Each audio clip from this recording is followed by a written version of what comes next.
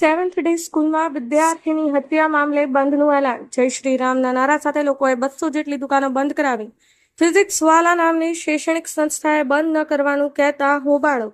અમદાવાદની બોખરાની seventh day સ્કૂલમાં વિદ્યાર્થીની હત્યા બાદ 20 ઓગસ્ટના તોડફોડ અને હોબાળો થયો હતો, જે બાદ આજે 21 ઓગસ્ટ યુથ કોંગ્રેસ અને NSUI દ્વારા સ્કૂલને તાળાબંધીનું એલાન કરવામાં આવ્યું છે.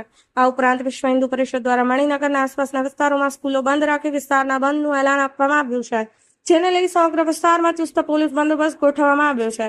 સેવન્થ ડે સ્કૂલની બહાર તથા સ્કૂલની 500 મીટર દૂર સુધી પોલીસ બંદોબસ્ત ગોઠવવામાં આવ્યો છે. બંધના એલાનને સવારથી મિત્ર પ્રતિસાદ મળી રહ્યો છે. કેટલીક દુકાનો ચાલુ છે તો કેટલીક દુકાનો સવારથી જ બંધ છે. સિંધી માર્કેટ સંપૂર્ણપણે બંધ છે તો મણિનગર, ખોખરા, ઈસનપુર વિસ્તારની 200 જેટલી સ્કૂલો બંધમાં જોડાઈ છે.